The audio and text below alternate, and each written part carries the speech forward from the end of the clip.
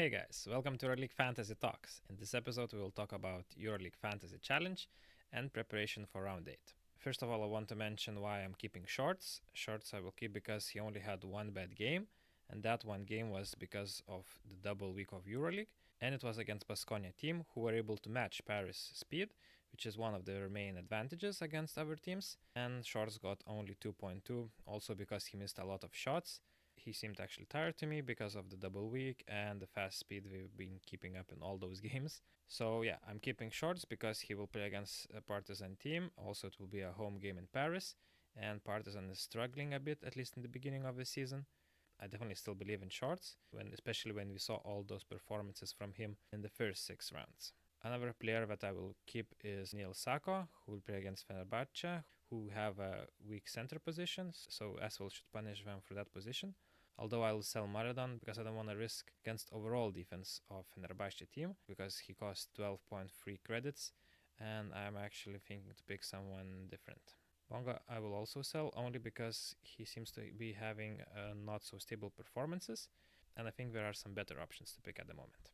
I will for sure keep Bryant. He seems to be having great performances, and that was in a double week. So let's see how he will perform against Monaco defense. I was debating if I should keep Francisco or not, but when you think about it, he will play against Bayern, which is his ex-team, and he for sure will have extra motivation to play against them. And also, Bayern has the second worst defensive rating, so he should have no problem scoring, especially when Nick Villerbap, who's one of their main defensive players in Bayern, he is actually questionable for the game, so let's see if he plays. But even if he plays, still, Francisco has great chances to score. If you guys don't have him, it's actually might be even a good time to pick him up because he got his price reduced with the -5 performance in the double week, which was a tough game against Monaco. I also picked up Tarik Beberovic, who seems to be having a great role in Shara's schemes. He seems to be getting a lot of minutes from 20 to 28 to 23, as he can really make those 3-point shots. I'm pretty sure that's why he's getting so many minutes, and he's still a good body. He has a good size. For a 7.7 price, is still worth getting him and keeping him. And growing price in the meantime, and especially against Aswell, who don't shine in defense. Khalifa Diop I will actually sell because he will play against Barcelona, and Barcelona has in general a good defense. Also, there are some better options on the market. Schneider I will actually keep because he costs only 5 credits, and he will definitely get a lot of playing time, even if last time with 24 minutes almost he got -5. So Pin, Wetzel, Kumaja, all those guys are injured. So he might get even more minutes to cover up. It will not be an easy game, of course, against Crvena Zvezda in Belgrade. But just to get something more than 5 fantasy points, so hopefully to increase his value. And yeah, I'm actually trading the coach. So instead Banki will play against Maccabi. Both teams are struggling. It actually can happen that Maccabi can win, so therefore we'll go with another option. And I will go with the most obvious option. It's actually to bet against Alba, and I will pick Coach Sferopoulos from Crvena Zvezda for 6.4 credits. I don't think I even need to comment more. Alba doesn't seem to be a very competitive team, and especially now with all those injuries, it should be not a problem for Zvezda.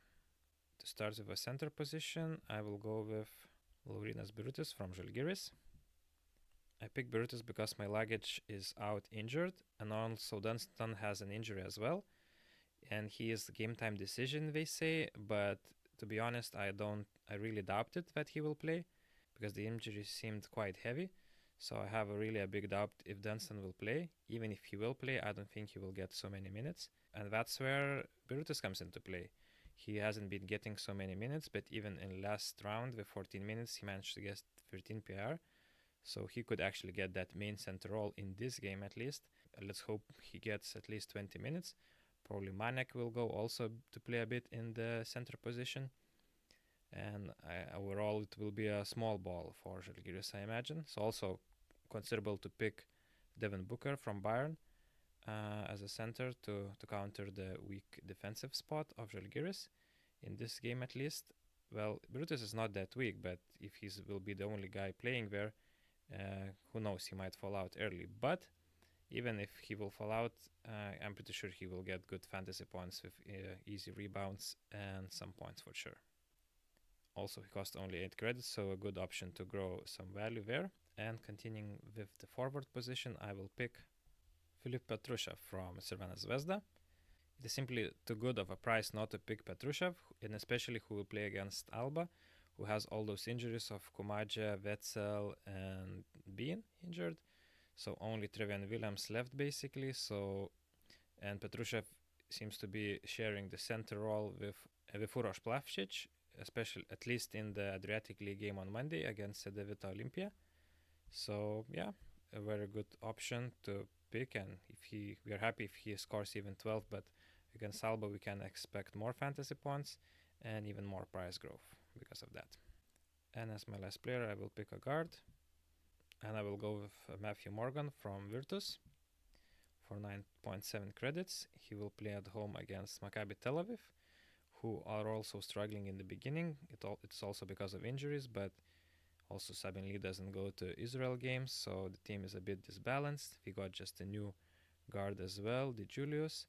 So yeah, it will take them time. Of course, Coach Katash is doing a good job, but let's hope Virtus and Morgan can gain advantage because of that. We're playing at home in Bologna. I believe Hackett is marked as doubtful, so if Hackett still doesn't play, we can expect great minutes, because in the last 2 games, Morgan is averaging 17.5 fantasy points average in about 26 minutes.